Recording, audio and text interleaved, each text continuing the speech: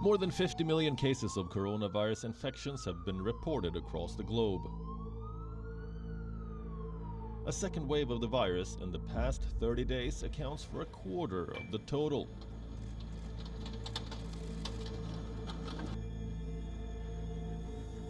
It's been almost a year since health officials cited Wuhan's Huanan seafood wholesale market as ground zero for the COVID-19 pandemic.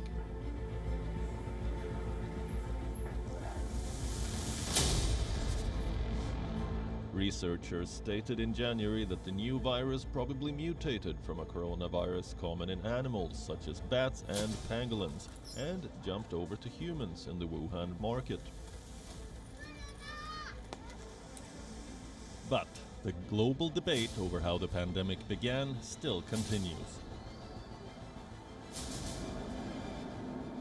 The World Health Organization is hunting for the coronavirus's origins. Disease detectives have reached the final stages of the hunt.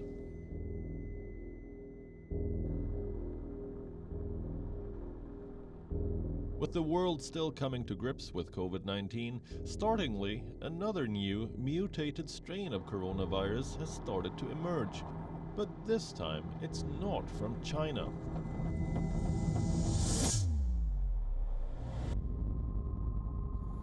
The mutated virus, which appears to have spread from animals to humans in Denmark, has been detected at a mink farm. So yes, I'm sure you've seen the reports of the circulation of the SARS-CoV-2 virus in minks. We've been seeing this for a number of months now. And what we understand is the minks have been infected with contact from humans. It circulates in the mink, and then it can pass back to humans. And so there's always a concern when you have circulation and transmission from human to animals and then animals to humans. 6 countries have reported coronavirus outbreaks at mink farms. These are the Netherlands, Denmark, Spain, Sweden, Italy, and the US.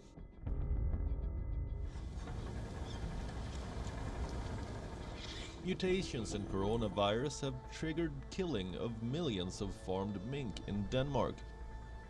Government authorities say because the animals are good hosts of the novel coronavirus, and this new viral variant could undermine vaccine efforts against COVID-19, they are destroying the nation's entire stock of mink.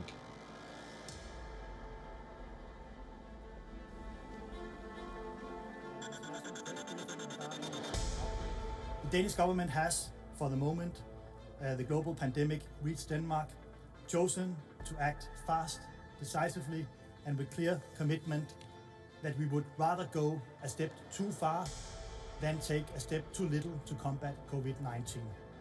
This is also the reason why we have chosen to take extensive and comprehensive measures in the current situation. Culling of 17 million mink, effectively shutting down the entire industry for now in Denmark. Extensive local restrictions in the affected areas, large-scale testing of the population in the affected areas. This is not a decision that has been taken lightly, but it is a necessary precaution. A part of the country has been put under lockdown. Zoonotic diseases, which jump from animals to humans, are increasing and will continue to do so without action.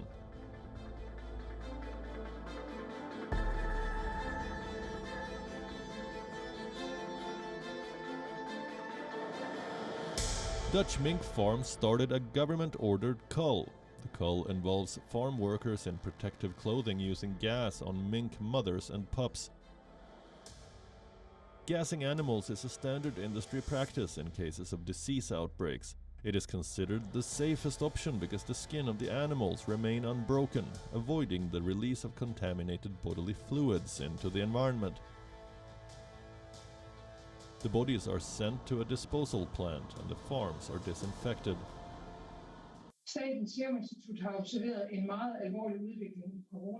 The Danish health authorities have observed a very serious development in the coronavirus in infected mink. Infections have been found on 207 mink farms today, and this development has taken place despite intensive efforts to limit the spread of the infection. At the same time, infection with new mutated types of the coronavirus has been observed in both Danish mink cull and the local human population. Thus, it has also not succeeded in limiting further infection to the surrounding community. In other words, the virus mutates in mink, and the mutated virus has spread to humans.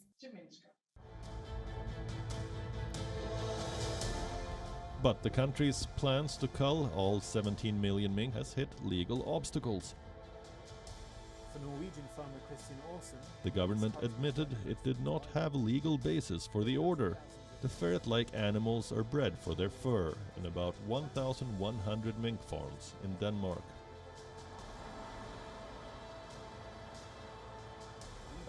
Critics and opposition parties of the country say the cull of healthy mink should not have been initiated before plans were in place to compensate the owners and workers. Oh, it's been I don't know what I should say is it's been hard that we not have for animals. This is every day we got out to check our animals how is do and this health and all this thing. This is the work we do every day. So it's been not fun. It's not fun. It's not fun. It's almost been an evil nightmare. It has been for a while now, but now it's over, so that's just how it is. Everything is going very well. We have reached a high level. We are currently culling 100,000 minks a day. But we need to go higher, and we are speeding up now. Sadly, not many are talking about animal cruelty. Fur farming is an inhumane industry. Animals are typically kept in small wire cages, often with thousands of them stacked together. The methods used on fur farms are focused on maximizing profits at the expense of animals. Typically, mink are slaughtered in December for their fur. The small mammals are euthanized. Other techniques used to kill them are neck breaking, electrocution, using carbon monoxide, carbon dioxide, nitrogen, argon, and lethal injection. Let's look at these little creatures to see what makes them so valuable for humans.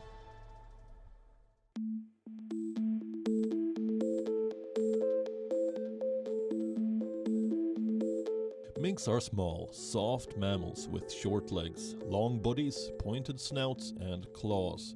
They are related to ermites, ferrets, and weasels. In the wild, minks are found near bodies of water that also have some tree cover. They make their homes by digging dens or by living in hollow logs. A far cry from how they are kept captive in mink farms.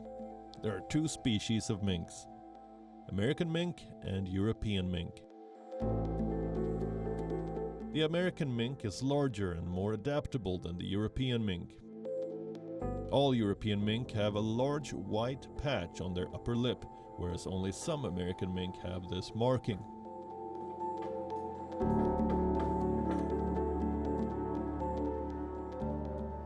Denmark is the world's biggest producer of mink fur, followed by Poland and China. It is estimated that more than 50 million mink a year are bred for their fur. The European Union accounts for 63% of global mink production. Denmark's share is 28%. In 2000, the United Kingdom announced a ban on fur farming in Britain, but didn't prevent the import and sale of fur animals farmed overseas.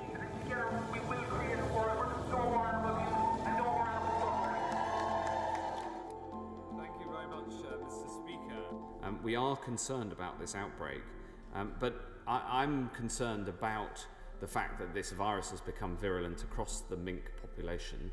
And I think that there is an international case on public health grounds for addressing this question of mink farming, which we banned in the UK 2 decades ago.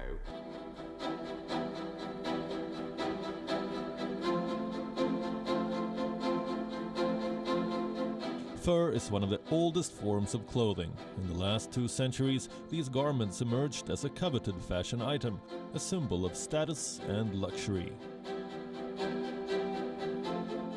The varieties of fur are many, and each has its own attributes. Mink, sable, and chinchilla are the most expensive. Rabbit and hare fur are the least expensive.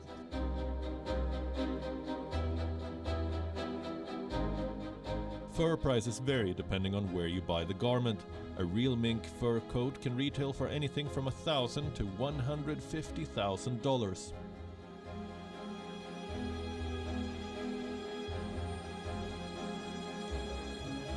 Animal welfare activists have been demanding a ban on animal cruelty for fur trade, but not to much avail.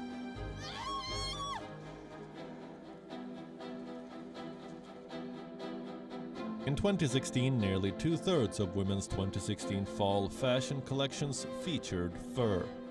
There are many other uses of mink too.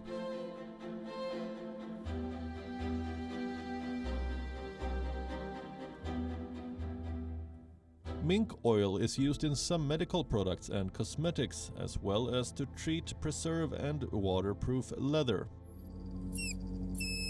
But all this comes at a cost.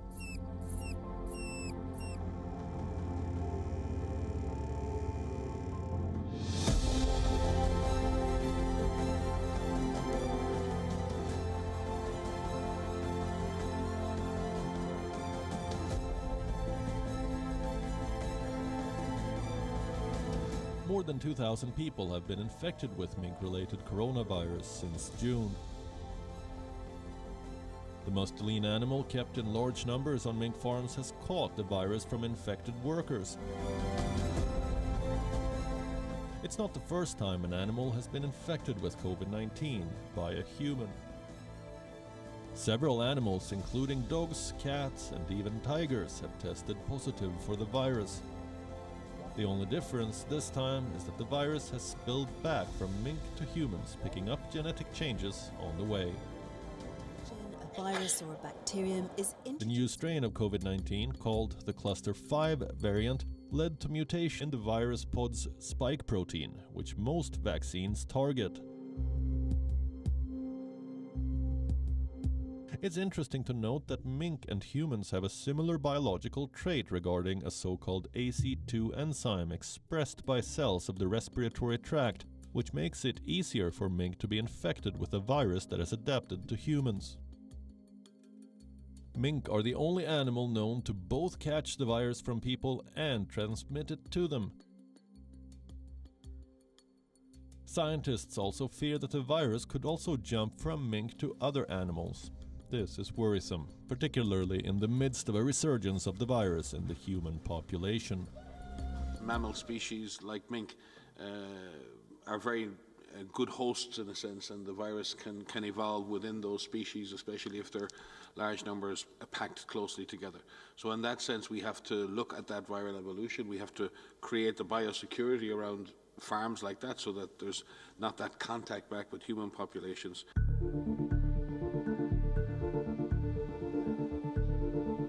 According to Denmark's State Serum Institute, Denmark has identified 5 variants of the virus stemming from mink, but only one, known as cluster 5, showed reduced sensitivity towards antibodies. This is very, very serious, as the Danish health authorities in their laboratory have found 5 examples of viruses in mink farms and 12 examples of viruses in humans that showed reduced sensitivity to antibodies. The mutated virus in mink may therefore pose the risk that the upcoming vaccines will not work as they should. So, is the mutated virus more dangerous? Well, so far there's no evidence that any of the mutations that stemmed out of mink can speed COVID-19 infections in humans or make them sicker. The evidence that we have doesn't suggest that this variant is in any way different in the way it behaves. It may have a slightly different signature, but it is still the same virus. What we have to evaluate over time is whether that virus has any difference in transmission or clinical severity, or whether there is any implication for diagnostics of vaccines. But we're a long way from making any determination of that kind.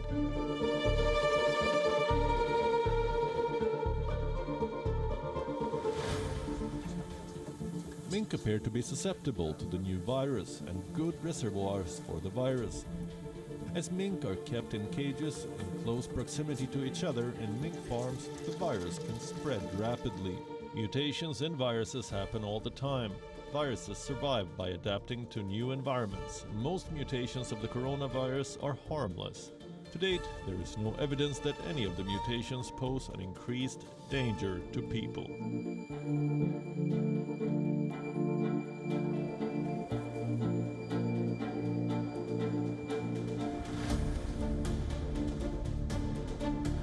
The Danish authorities are not taking any chances.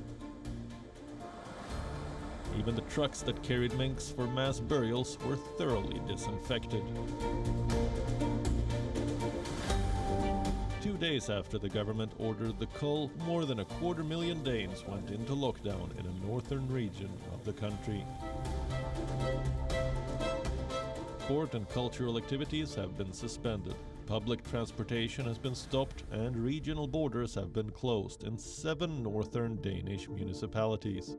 Let's see how the other countries are reacting.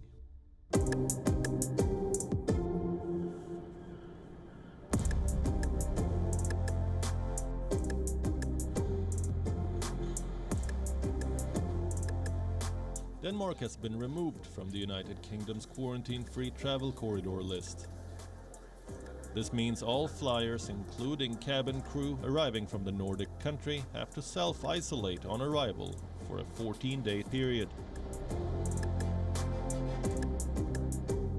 Travelers currently in Denmark are allowed to finish their trips and are advised to follow the local rules. The restrictions will last until December 3rd. Scottish airline Logan Air also suspended flights between Scotland and Denmark from November 9th to November 22nd. The impact of these travel restrictions was also seen on sports. Denmark and Sweden went ahead for a friendly Premier League match in Copenhagen without a few players. The Swedish FA announced that 5 players would be unable to join the squad for the same reason. There are 8 mink farms in Italy with a total of around 60,000 minks. The country's main animal protection association has submitted a request to the Ministry of Health to close these farms from January 2021. They are also asking for an immediate screening to be carried out. The association released a poignant video of mink farms in Brescia and Cremona that showed animals inside small cages in dirty conditions.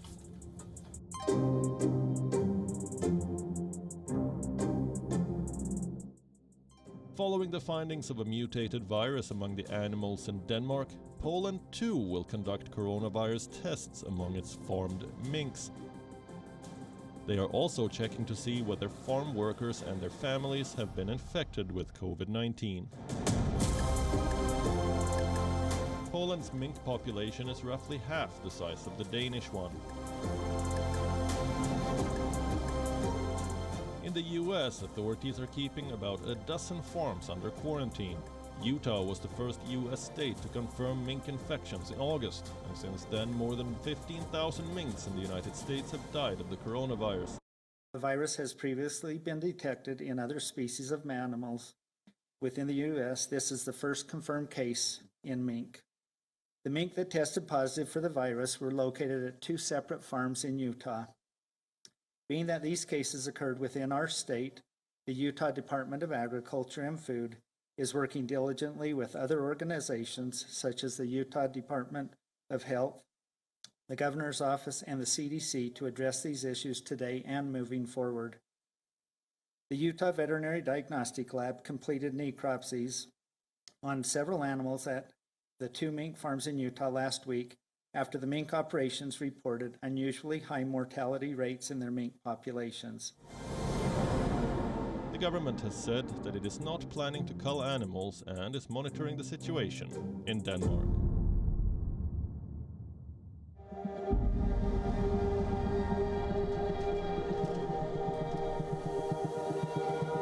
What can we learn from these outbreaks? Coronaviruses are a ticking time bomb. Scientists have been warning about such outbreaks for decades.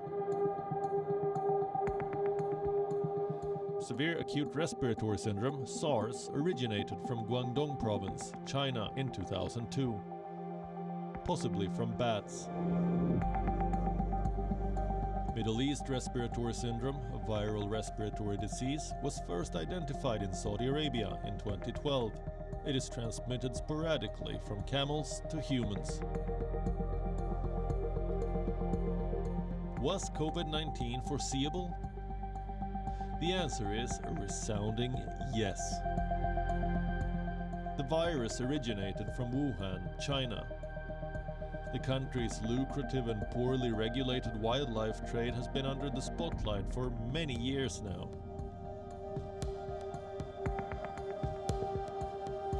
While other countries have or are planning to ban mink fur production, according to the International Fur Federation, Chinese minks are dominating the market. In 2014, the country produced 35 million pelts, legally and illegally. It is an almost unregulated industry.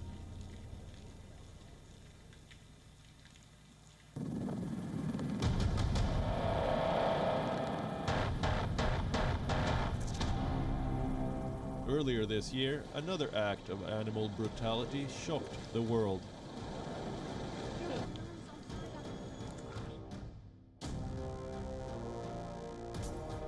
In Australia, up to 10,000 feral camels were culled using sniper fire from helicopters.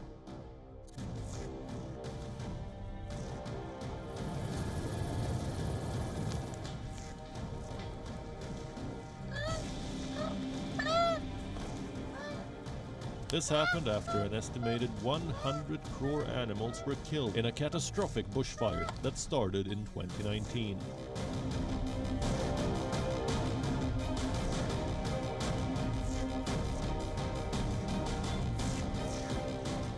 The acute drought has pushed massive herds of feral or wild camels towards remote towns looking for water, endangering indigenous communities.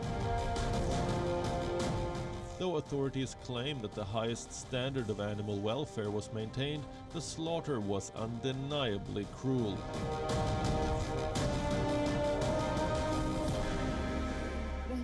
Time and again, animals pay the price for human greed.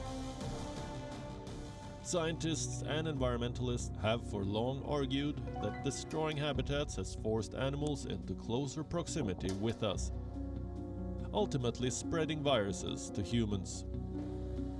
Zoonotic outbreaks have shown that a lack of respect for animal welfare can have devastating consequences. The pattern will continue unless we learn from our mistakes.